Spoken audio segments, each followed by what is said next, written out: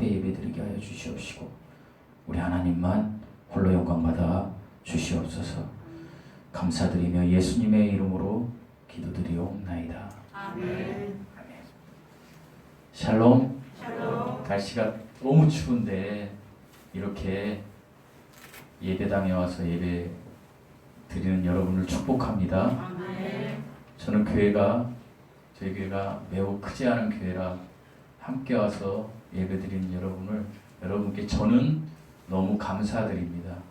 하지만 하나님 편에서 하나님이 보실 때 여러분은 마땅한 의무를 하시는 것이고, 그리고 복받는 길에 들어선 것이 확실합니다. 믿으십니까? 네, 우리 추우니까 좌우 옆에 계신 분들과 좀 몸을 녹이는 차원에서 먼저 인사하는 시간 갖겠습니다. 샬롬. 샬롬. 우리가 믿는 기독교 진리는 죄를 많이 지은 사람이든지 죄를 적게 지은 사람이든지 그 양으로 어떤 사람은 죄를 많이 지은 사람은 지옥에 가고 죄를 적게 지은 사람은 천국에 가요 라는 것이 아닙니다. 우리 기독교 진리는 모든 사람이 죄인임을 선포하고 있습니다. 어떤 사람도 죄인이 아닌 사람이 없다라는 것입니다. 그것은 하나님의 선포입니다. 왜냐하면 그들이 창세기 3장의 선악과 사건 때문에 하나님을 알지 못하는 영의 기능을 상실한 채 태어나기 때문입니다. 그래서 하나님은 죄인이라고 하는 것입니다. 그런데 이 하나님께서 너희가 죄가 많이 있든 죄가 적게 있든 반드시 너희들은 어디에 간다? 지옥에 갈 수밖에 없는 존재다 라고 선언하셨지만 사랑의 하나님께서는 너희가 지옥에 가지 않는 길이 하나 있는데 반드시 죄 사함을 받으면 지옥에 가지 않는다라고 우리에게 성경을 통하여, 그리고 여러분이 그동안 들었던 목사님들의 설교를 통하여, 아니면 여러분 주변에 있는 그리스도인들을 통하여 들었습니다. 그리고 이것이 정답입니다. 천국에 가는 길은 죄 사함을 받아야만 갈 수 있는 것입니다. 저는 오늘 이 죄 사함을 주시는 분이 누구인지에 대해서 여러분에게 소개하고, 제가 소개하지 않아도 누구인지 아시죠? 진리이신 우리 주 예수 그리스도이시죠. 이분이 이 예수님, 달리 표현하면 36절에 나오시는 아들 예수님, 아들 하나님, 성자 하나님, 이 아들 하나님께서 주시는 자유라는 제목으로 좀 말씀을 좀 나누겠습니다. 먼저 본문 39절과 40절 말씀을 보면 39절과 40절 말씀의 주제를 정하라고 이야기한다라면, 너희가 아브라함의 자손이라면 이라는 주제를 가지고 예수님께서 지금 말씀하고 계십니다. 너희가 아브라함의 자손이라면 아브라함의 믿음을 가져야 하고 반드시 아브라함의 행한 일들을 해야 한다라는 것입니다. 우리 39절 말씀을 한번 읽어보시겠습니다. 39절 말씀입니다. 시작. 대답하여 이르되 우리 아버지는 아브라함이라. 예수께서 이르시되 너희가 아브라함의 자손이면 아브라함이 행한 일들을 하였거든. 예수님께서는 지금 말씀하십니다. 39절에서 너희가 아브라함의 자손이면 반드시 무슨 일을 행해야 된다? 아브라함이 행한 일들을 해야 한다라고 말씀하고 계십니다. 여기서 아브라함이 행한 일들은 아브라함의 삶에서 그가 어떤 일을 했고 어떤 일들을 자기 유익을 해서 하고 어디로 이사가고 이런 일을 이야기하는 것이 아닙니다. 여기서 아브라함이 행한 일들은 믿음을 가리키는 것입니다. 그런데 이 아브라함이 행한 일들, 이 아브라함의 믿음은 두 가지로 우리가 이야기할 수 있습니다. 첫째는 후손에 대한 믿음입니다. 이것을 갈라디아서 3장 9절에서 하나님께서는 우리에게 이렇게 말씀하고 계십니다. 그러므로 믿음으로 말미암은 자는 믿음이 있는 아브라함과 함께 복을 받느니라. 그러니까 후손의 복은 믿음을 가진 아브라함과 같이 복을 받느니라, 이런 말입니다. 그러니까 아브라함에 대해서 제가 좀 소개를 하겠습니다. 창세기라는 책을 보면 창세기 아시죠? 네. 창세기라는 우리 하나님의 말씀 첫 번째 책을 보면 11장부터 이제 아브라함에 대한 이야기가 나오고요. 25장까지 아브라함의 그 일생에 대해서 나옵니다. 그런데 특별히 11장 30절인가요? 15절인가 제가 생각은 안 나는데 거기 보면 이렇게 나옵니다. 아브라함이 어디에 살았냐면 갈대아 우르 지역에 살았어요. 갈대아 우르 지역은 오늘날 이라크의 남부 지역이에요. 이라크 남부 지역이었는데 거기는 여러분이 너무나 잘 아는 세계사에 나오는 수메르 문명이 발달된, 그러니까 그 당시 이 지구에서는 가장 문명이 발달된, 오늘날로 말하면 뭐 어디라고 이야기할 수 있을까요? 미국의 뭐 뉴욕이나 뭐 이런 정도 큰 도시였어요.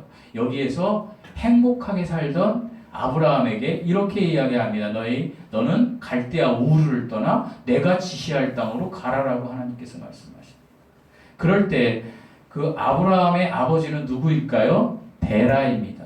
데라가 아브라함과 그리고 아브라함의 아내 사레와 조카 롯을 데리고 이제 갑니다. 어디로 갑니까? 하란 땅으로 갑니다. 하란은요, 이라크의 지금 북부 지역이에요. 그러니까 남부 지역에서 북부 지역으로 갔다라고 보면 돼요. 그러니까 우리나라 한 뭐 여수에서 지금 평양쯤으로 올라갔다고 생각하시면 돼요. 쉽게. 그래서 하란에서 머물게 됩니다. 근데 하란에서 언제까지 머물냐? 아버지 데라가 죽을 때까지. 아버지 데라가 죽자 12장에서 예수님께서 다시 지시하십니다. 뭐라고? 내가 지시할 땅으로 가라. 어느 땅입니까? 가나안 땅입니다. 가나안 땅으로 가라고 하나님께서 말씀하시자 아브라함이 가나안 땅으로 누구를 데리고 갑니까? 롯과 그리고 자기 사레를 데리고 갑니다. 엄밀히 이야기하면 갈대아 우르를 떠날 때는 아브라함의 아버지 데라가요, 데라에게는 3명의 아들이 있었어요. 그 아들이 누구냐면 첫 번째 아들이, 큰 아들이 하란이라는 아들이 있었어요. 하란이라는 아들. 그리고 두 번째 아들이 아브라함이었어요. 그리고 세 번째 아들이 나홀이라는 아들이 있었어요. 근데 이 하란은요, 일남 2녀를 낳았어요. 근데 일남이 누굴까요? 롯이에요. 여러분이 너무나 잘 아는 소돔과 고모라에서 그 롯. 그러니까 아브라함에게는 뭐예요? 조카예요. 그리고 이 하란은 또 딸들을 낳았어요. 딸들을 낳았는데 이스가와 밀가를 낳은 거예요. 이스가와 밀가를.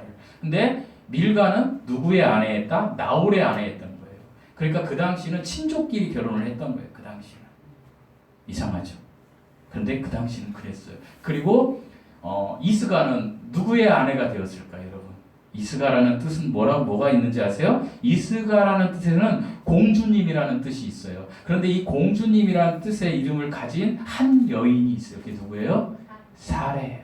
그러니까 하란의 두 딸은요, 그 삼촌들과 결혼을 하는 거예요. 그러니까 아브라함의 아내가 누구예요? 사레예요.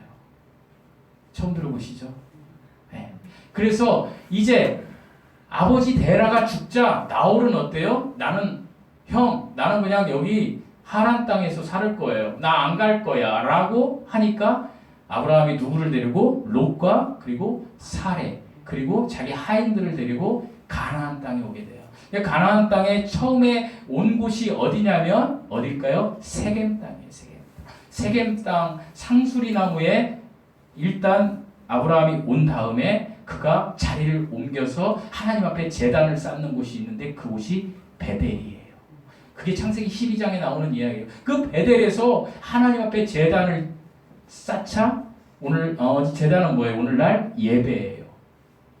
쌓자 하나님께서 그에게 임재하셨다 이렇게 이야기해요. 여호와 하나님께서 임재하신 거예요. 그리고 이제 12장에서 그때 아브라함의 나이는 몇 살? 75세였던 거예요. 하나님께 가나안으로 가라 할 때 아브라함의 나이가 몇 살이라고요? 75세. 그러니까 75세까지 누구하고 살았어요? 아버지랑 살았던 거예요. 그리고 저는 56년 동안 지금 우리 어머니하고 살아요. 되게 사람들이 놀래요. 아니 56년을 엄마랑 산다고? 예, 살아요 저는. 그런데 아브라함은 저보다 더 했어요. 75년을 아버지와 살고 이제 독립한 거예요. 아버지가 죽자. 그리고 75세에서 약 5년이 흐른 시점, 75에서 5년이 흐른 시점이 몇 살이에요?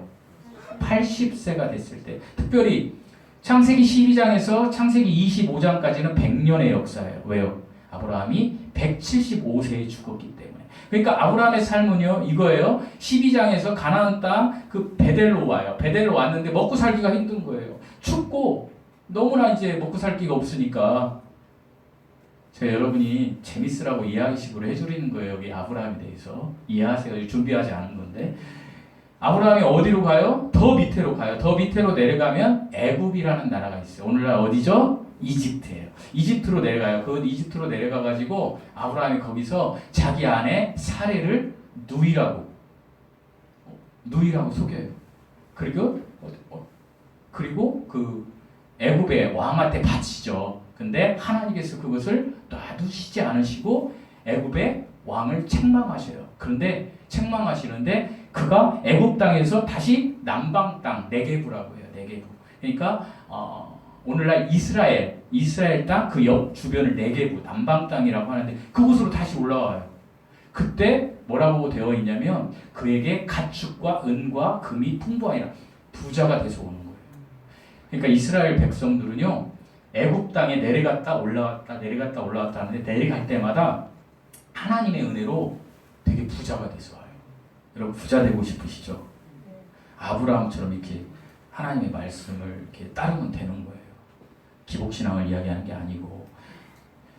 제가 왜 이야기를 하냐면 그게 이제 아브라함의 삶을 이야기하는 거예요. 여러분 아브라함은요, 하란에서 그 베델, 헤브론 땅, 예루살렘으로 왔다가 다시 이집트라는 애굽으로 갔다가 다시 올라왔다가 거기서 왔다 갔다 하는 삶을 100년 동안 살아요. 유랑자의 삶을 사는 거예요. 유랑자의 삶. 그런데 하나님께서 아브라함에게 복을 주시겠다라는 거예요. 무슨 복? 씨의 복을, 땅의 복을 주시겠다고 하나님께서 말씀하시는 거예요. 그 다음에 두 번째가 씨, 후손의 복을 주시겠다는 거예요. 그리고 하나님이 뭐라고 하시는 줄 아세요? 너는 복이 될지라. 사랑하는 성도 여러분, 하나님이 땅의 복을 주시고 민족의 복을 주시면서 너는 복이 될지라 하면서 그 다음에 12장에서 나오는 말씀이 내 씨가 셀 수 없이 많을 것이다. 이렇게 이야기해요. 물론 육신적으로는 유대 민족을 이야기하는 건데요. 그게 그 후손의 복은 궁극적으로는 아브라함의 믿음을 따르는 자들의 복을 이야기하는 거예요. 그러니까 아브라함의 믿음은 뭐예요? 하나님을 향한 온전한 절실한 믿음이에요. 이 믿음을 따르는 자들에게 복을 주시겠다라는 거예요. 그 자들이 바로 복이 된다라는 거예요. 그럼 이 믿음을 따르는 자는 오늘날 누구예요? 우리들이에요. 그런데 이 복은요, 많은 경우 못 살을 때는 이 복은 우리가 복하면 뭐예요? 복하면 바로 돈, 복하면 바로 건강. 그러나 물론 이것도 포함이 되지만 돈이나 건강보다 더 큰 복이 있어요. 돈이나 건강은 이 땅에서 우리가 그저 고작 100년 사는 동안에 100년도 못 살지만 받는, 내가 좀 편하고자 하는 복이라고 친다라며 그것보다 더 큰 복, 영원한 복, 믿음으로 우리가 받는 복, 이게 뭐예요? 영생, 구원하는 복을 하나님이 주시겠다는 이야기를 하신 거예요. 그런데요, 이 복을 받은 사람들을 우리는 아브라함의 믿음의 후손이라고 이야기해요. 어떻게 보면 오늘날 저와 여러분 같은 예수 그리스도를 믿는 성도들을 이야기하는 거예요. 그런데 이 성도들, 이제 예수님을 믿었어요. 그런데 두 번째로 아브라함의 믿음은, 첫 번째 아브라함의 믿음은 뭐예요? 하나님을 믿는 것이고, 두 번째 아브라함의 믿음은 순종의 믿음을 이야기하고 있어요. 히브리서 11장 8절에서는 이렇게 말씀하고 계세요. 믿음으로 아브라함은 부르심을 받았을 때 순종하여 장래 기업으로 받을 땅에 나갈새 갈 바를 알지 못하고 나갔다. 이런 말씀이 있어요. 유대인들은 언제나 아브라함의 자손이라고 자랑하고 있었지만 순종이 없었다는 것을 반증하고 있어요. 우리가 구원받았다고 하면서 난 구원받았으니까 다 끝났어, 천국 티켓을 땄어 하고 마음대로 살면 안 된다라는 거예요. 우리는 어떻게 해야 된다? 구원받았으면 이제 순종해야 된다. 무엇에 순종해야 되는 거예요, 여러분? 우리는 어떻게 배웠어요? 어렸을 때부터. 저는 어렸을 때부터 선생님에게 순종해라, 가르치는 자에게 순종해라, 목사님에게 순종해라. 여러분 목사님에게 순종해야 되나요? 네, 순종해야 돼요. 근데 목사가 거슬러요. 하나님의 말씀에 비춰서. 그럼 순종해야 돼요? 아니에요. 이야기해야 돼요. 그러니까 하나님께서 구원받은 성도들은, 믿음을 가진 성도들은 순종해야 된다라고 할 때 무엇에 순종해야 되냐면 하나님의 말씀에 순종해야 돼요. 하나님의 말씀에 순종하면 어떻게 되냐면 하나님의 속성을 닮아서 살아가려고 노력한다라는 거예요. 그러니까 구원받은 사람은 반드시 믿음으로 구원받지만 반드시 아브라함처럼 하나님의 말씀에 순종하는 삶을 살게 된다. 여러분 하나님의 말씀에 순종하게 되면요 어떻게 되냐면 사람이 점점점 거룩해지는 거예요. 여러분 거룩은 하나님의 속성이에요. 거룩을 다른 말로 표현하면 나에게만 온통 관심이 있었던 내가 나에 대한 관심을 자르고 점점점 하나님의 말씀에 순종하면서 하다 보니까 나중에 하나님의 관심에 순종함을 가지고 살아가는 게 이것이 거룩이에요. 이것이 아브라함의 믿음을 실천하는 자들의 삶이라고 주님이 지금 이야기하시는데 이것을 못 알아듣는 거예요. 유대인들이. 계속 동문서답을 하고 있는 거예요. 유대인들은 족보상 아브라함의 자손이다. 그것은 사실이다. 육신적으로는 그렇다. 그렇지만 하나님께서, 예수님께서 뭐라고 하냐? 너희들은 계속해서 어떤 종이 되어서 마귀의 자녀가 되었다 그래요. 무엇의 종? 죄의 종이 된 거예요. 지금. 유대인들은 죄의 종이 되어서 이 세상에서의 틀만 가지고 죄의 노예가 돼서 계속 생각을 하는 거예요. 그러니까 이 세상의 기준으로만 이야기하는 거고 하나님은 차원이 다른 영원, 저 세상의 기준으로, 영생의 기준으로 이야기를 하고 계신 거예요. 그기야 하나님이신 예수님께서 44절에 이렇게 말씀하세요. 우리 44절 한번 읽어보시겠습니다.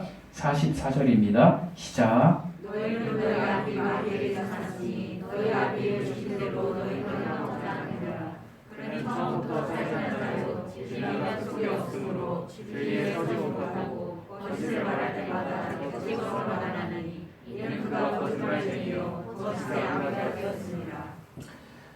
예수님께서 이렇게 이야기하는 거, 너희 아비의 욕심대로. 여기서 아비라는 말을 주님이 뭐라고 얘기하시면 너희 아비는 마귀라고 이야기하세요. 그러니까 우리가 이 세상에 살면서 사탄 마귀의 그 생각대로 살 수밖에 없다는 거예요. 여러분 사탄 마귀는 천사장이었어요. 그런데 에스겔서 28장과 이사야 12장을 보면 그가 어떤 마음이 생겼어요? 교만한 마음이 생겼던 거예요. 영적 세상에서, 영혼의 세계에서. 그래서 하나님과 같이 되려는 마음이 생긴 거예요. 이 본성을 선악과가 따먹은 후에 우리에게 주은 거예요. 사랑하는 성도 여러분.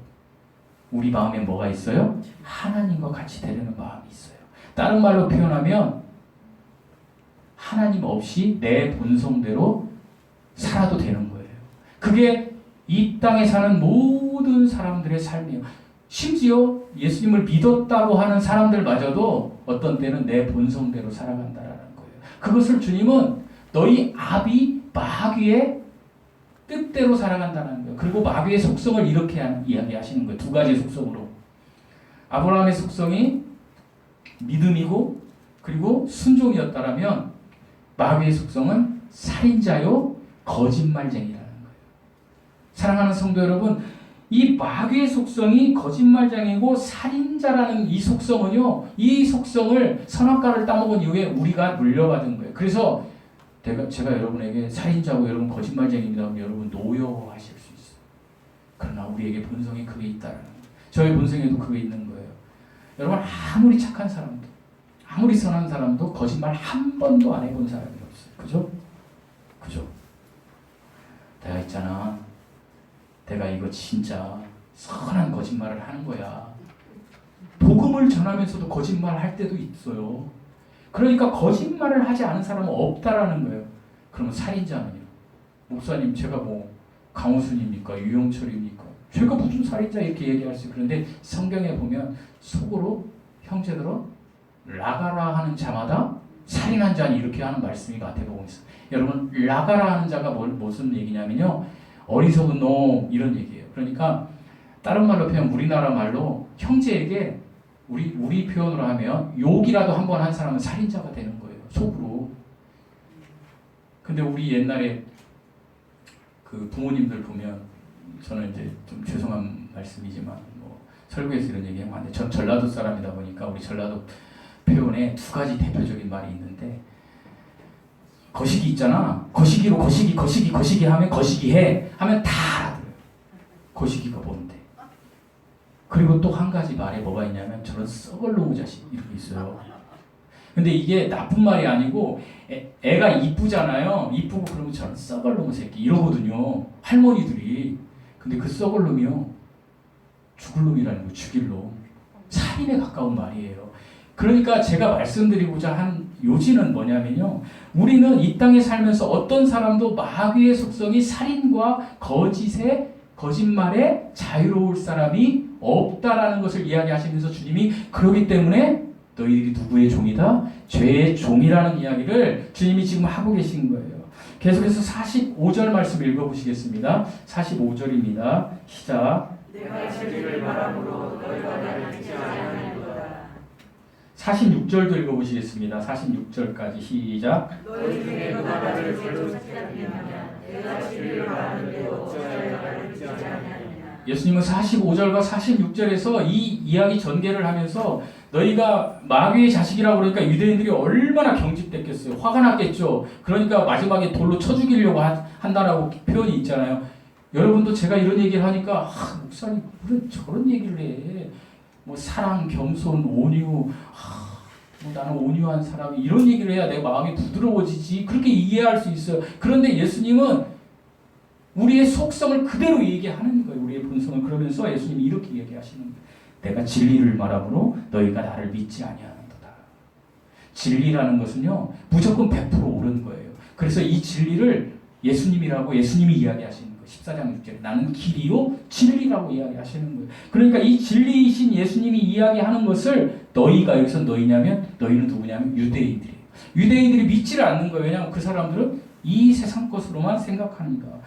그러니까 예수님께서 46절에 이렇게 이야기하시잖아요. 그것을 좀 풀어서 말씀드리면 너희 중에 누가 나를 한번 책을 잡아봐라. 내 말이 진리가 아니라고 한번 반박해봐라. 그런데 너희 중에 그럴 사람이 없지 않는가? 그런데도 불구하고 너희가 믿지 못함은 무슨 뜻인가? 라고 주님이 반문하시는 거예요. 그리고 이에 대한 확실한 대답을 47절에 주님께서 이야기하고 계셔요. 47절 말씀 읽어보시겠습니다. 47절 시작. 하나님의 속한 자는 하나님의 말씀을 듣나니 너희가 듣지 아니하면 하나님께 속하지 아니하였으리로다. 너희가 하나님께 속했다라면 내가 지금 이야기하는 걸 믿을 텐데 너희가 하나님께 속하지 않았기 때문에 지금 믿지 않는다. 너희들은 믿음이 없는 자다라고 주님이 지금 선언하고 계세요. 요한일서 4장 6절 말씀에는요. 이런 말씀이 있어요. 우리는 하나님께 속하였으니 하나님을 아는 자는 우리의 말을 듣고 하나님께 속하지 아니한 자는 우리의 말을 듣지 아니하나니 진리의 영과 미혹의 영을 이로써 아느니라. 사랑하는 성도 여러분, 하나님의 말씀이 선포될 때에 하나님께 속한 자는 양심의 찔림을 받고 그래 난 죄인이야. 나 죄사함 받으려면 어떻게 해야 되지? 그렇게 하고 그 죄사함을 주시는 주인이신 예수 그리스도를 향하여 쫓아가지만 하나님의 속하지 않는 자들은 어떻게? 에이 그런 게 어딨어. 나는 보지 않고 안 믿어. 제가 지난주에 그런 얘기를 들었어요. 제가 실명을 밝히면 안 되니까. 직장에서 뭔 얘기를 했는데 나는 예수도 부처도 안 받기 때문에 안 믿어 라는 이야기를 제가 들었거든요. 제가 그 맞는 말이에요? 틀린 말이에요? 틀린 말이에요? 맞는 말이에요. 보편적으로는. 그런데 하나님은 너희들이 이 땅에 사는 이성과 지식으로는 맞는 말 같지만 그것은 나에게 있어서 틀린 말이라는 거예요. 왜? 그런 말을 하는 자들은 하나님께 속하지 않은 미혹의 영에 꾀임을 받아서 사는 자들이라는 거예요. 이 미혹의 영이 사탄 마귀인 거예요. 이 세상의 신인 거예요. 공중 권세자인 거예요. 그는 우리의 죽음 직전까지, 우리의 호흡이 끝나기 전까지는 우리를 다스릴 수 있어요. 뭘로? 우리의 환경이나 우리의 어떤 삶으로 우리를 힘들게 할 수 있어요. 그게 질병이 될 수도 있고요. 그게 가난이 될 수도 있고요. 그게 사랑하는 사람의 죽음이 될 수도 있어요. 이별이 될 수도 있어요. 그러나 그가 절대 죽어나지 못하는 게 딱 하나 있는데 그것은 무엇인지 아세요? 내가 죽음 이후에 받는 것. 이거에 대해서는 이 세상의 신인 사탄 마귀가 책임져 주지 않는 거예요. 그건 누가 책임져 줘요? 예수 그리스도께서만 책임져 주신다는 거예요. 그래서 주님은 36절 말씀을 보면 이렇게 말씀하세요. 우리 36절 말씀 다시 읽어보시겠습니다. 36절 시작.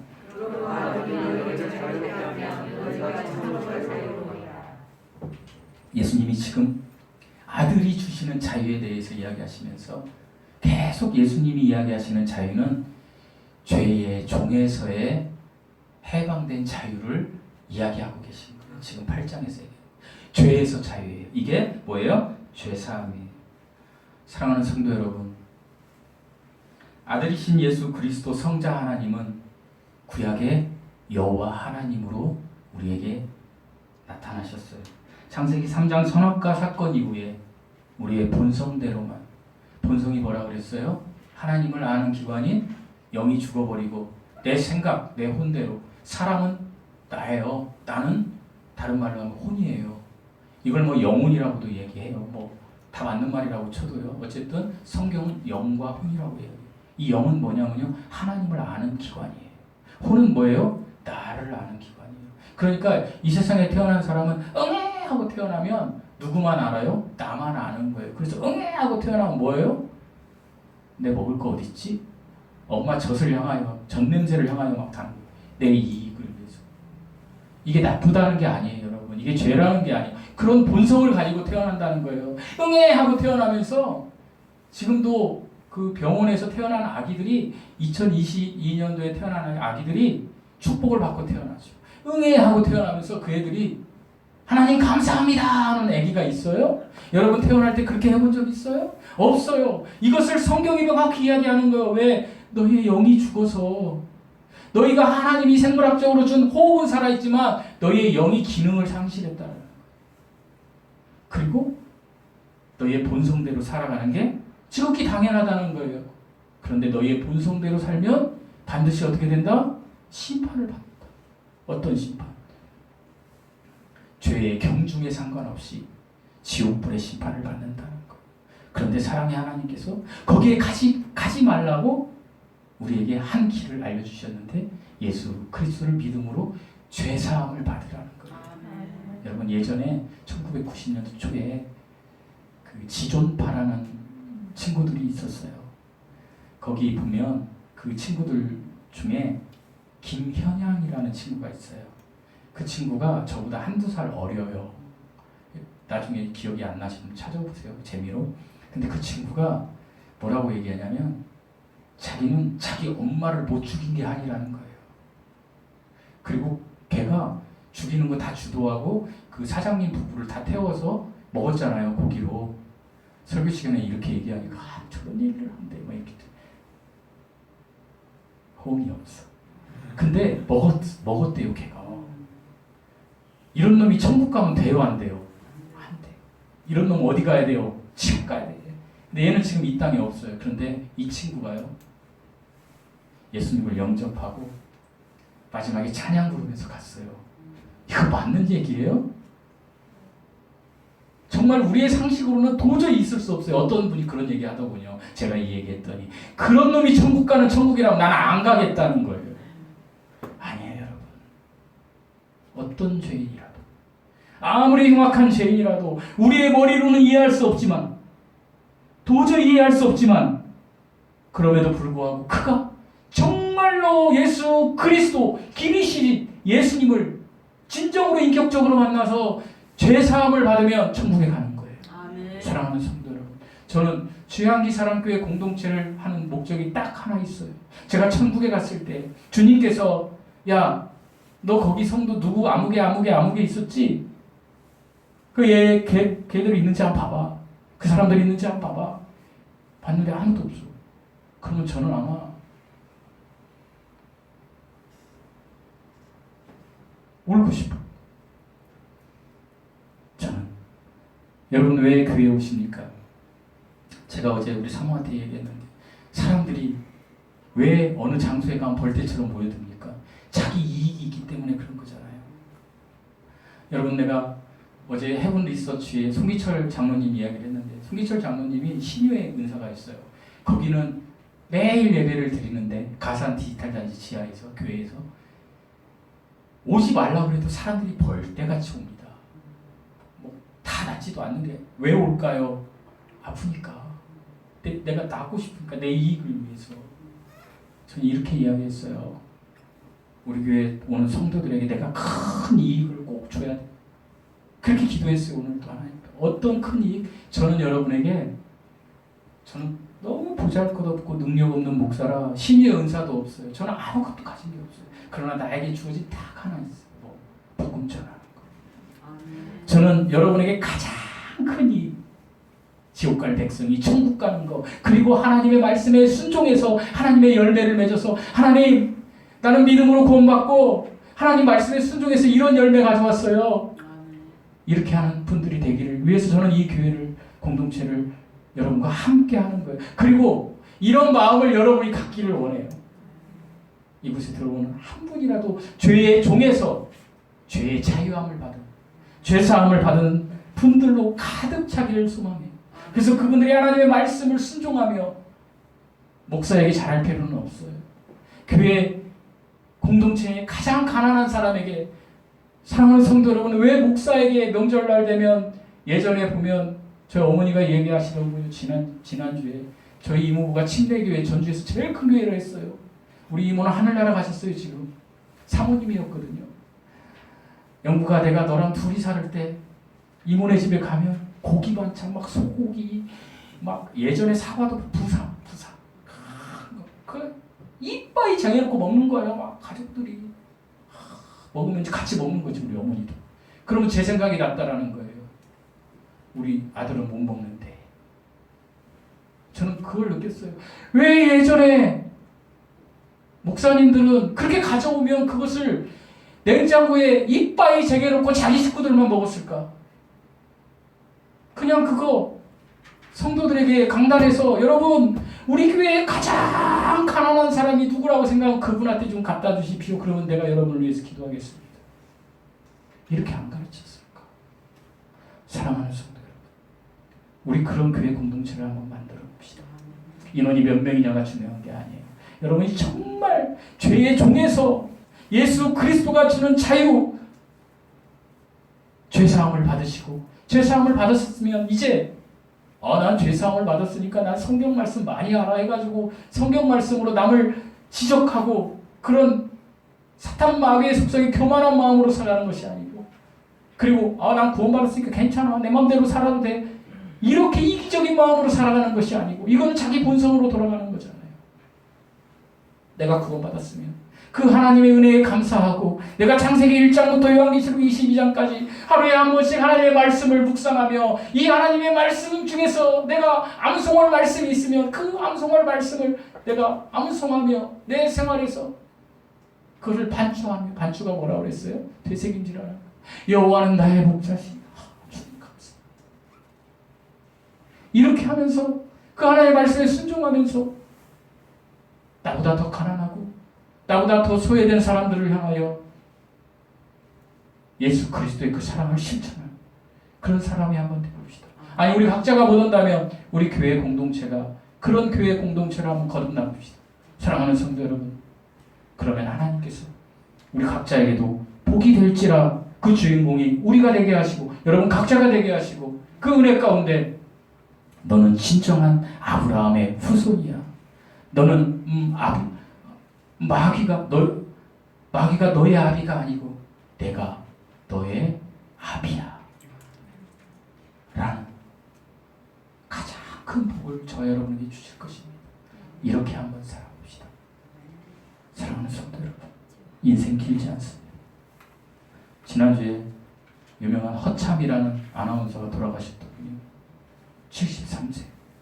그분이 옛날에 마이다큐에 나온 TV조선에 그거 보니까 최근 전까지 2-3년 전까지 너무 건강해요. 그리고 2층에는 당구장도 있고 전원 생활을 하셨다. 너무 행복하게 해피하게 노후를 즐겼어요. 그러나 그의 노후는 73이 땡이었다는 거예요. 저는 순간 그분에 대해서 다 찾아봤습니다. 사실 저는 허참 씨가 죽은지 몰랐어요. 제 아내가 이야기하더군요. 연애의 소식이 빨라요. 그래? 그분이 찾아봤어요. 뭘 찾아봤을까요? 제가 누차에 말씀드렸죠.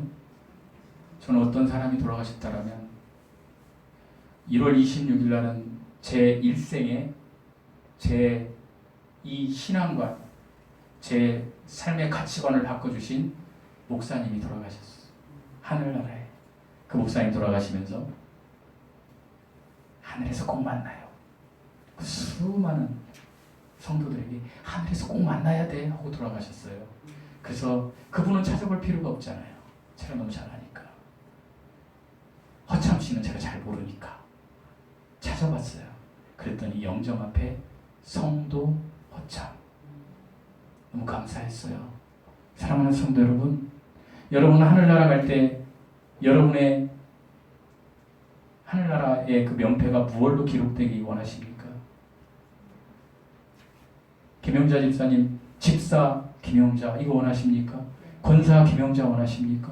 전도사님은 전도사 황혜식을 원하십니까? 다 필요 없습니다. 목사 이영국 다 필요 없습니다. 여러분 전도사도 지옥 가고 집사도 지옥 가고 권사도 지옥 가고 장로도 지옥 가고 목사도 지옥 갑니다.